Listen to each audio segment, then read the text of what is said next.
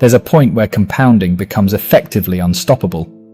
Your money grows so fast that spending it all becomes almost impossible, and your net worth starts climbing on its own. That point arrives a lot sooner than most people expect. And here's the strange part. You might not even notice when it happens unless you're actually paying attention. Most people already understand basic compound growth. The bigger the balance, the faster it grows. You can watch it happen when an account moves from $10,000 to $100,000, or from $100,000 to $250,000. That's usually the stage where growth first becomes visually obvious. But this is a different, later stage. It has nothing to do with investing itself changing. It happens because three things stop moving together: portfolio size, annual investment returns, and personal spending. At a certain point, investment returns begin consistently exceeding what you actually withdraw and use.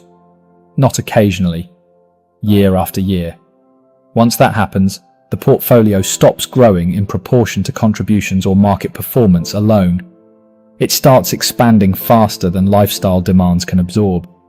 There's no clear moment when this flips. No milestone, no alert, no notification. Because most people aren't tracking it. They usually only recognize it in hindsight, realizing the math had already shifted years earlier. The reason it's so easy to miss is simple. Nothing in daily life has to change for it to happen. You can keep working, saving, and spending exactly the same way, while the underlying math quietly transforms in the background. Here's what this stage actually looks like in numbers. A $1 million portfolio earning 9% to 12% annually produces roughly $90,000 to $120,000 in growth per year, before inflation. If lifestyle spending sits at $40,000 to $60,000, a large portion of that return is never touched. This isn't a guaranteed return, it's just a long-term planning assumption used to illustrate how the math behaves over time. That unused portion is the entire mechanism. It doesn't reset each year. It gets reinvested and compounds again on a larger base the following year. The real condition here isn't a net worth target or a retirement definition. It's a persistent surplus, where investment growth consistently outpaces what actually gets spent. Once that surplus exists, new contributions stop being the main driver. The portfolio can keep growing even without adding another dollar to it. People often confuse this with traditional retirement math, but it's a fundamentally different question. Retirement planning is about survival, whether a portfolio can safely fund decades of spending without running out under conservative assumptions. That's why frameworks like the 4% guideline exist, typically built around a balanced 50-50 mix of stocks and bonds designed to reduce volatility and protect income. This is a different question entirely. It's about whether the portfolio keeps growing while simultaneously funding your life. Not staying flat, not slowly declining, actually increasing even after withdrawals. Take a concrete example.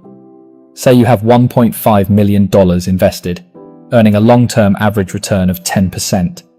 That produces roughly $150,000 per year before inflation. Now assume lifestyle costs sit at $60,000 annually. On the surface, that already looks comfortable. But the more important detail is what happens over time. If the portfolio generates $150,000 and $60,000 gets spent, $90,000 remains invested. That $90,000 becomes part of a larger base earning returns the following year. Some of it gets eroded by inflation, but only a portion.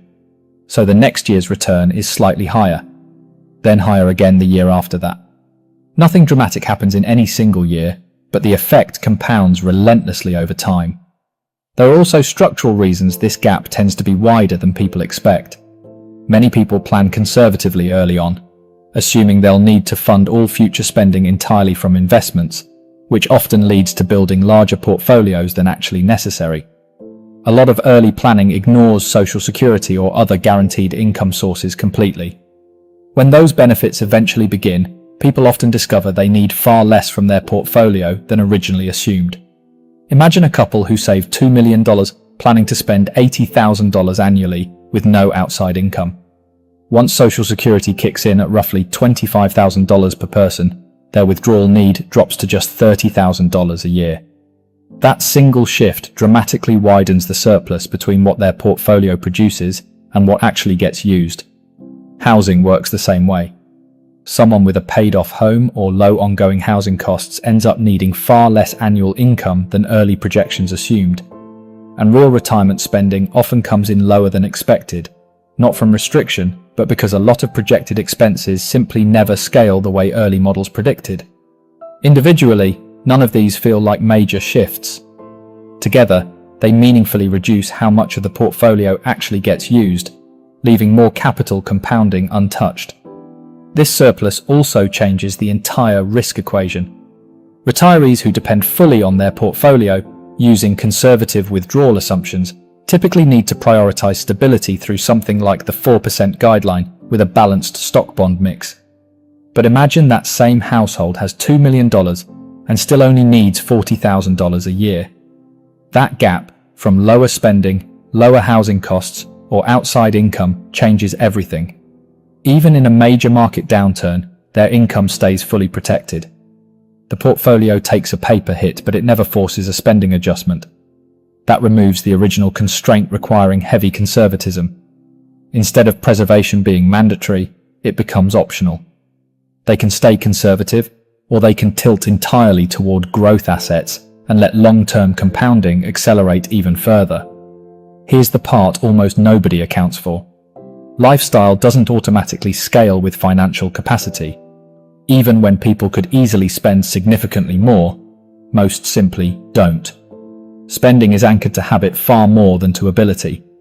Someone who's consistently spent around $6,000 a month for years may still view $10,000 a month as unnecessary, even when their portfolio comfortably supports it. There's real psychological resistance to spending that feels excessive relative to a lifelong baseline. Expensive hotels, frequent luxury dining, first-class travel.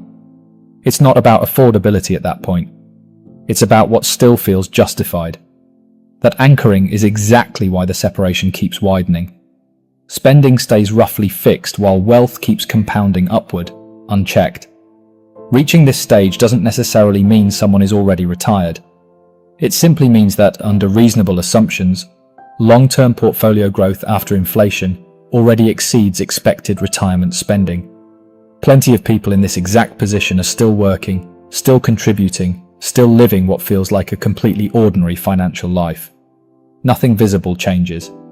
The shift is entirely structural. A simple way to check where you stand is comparing two numbers directly.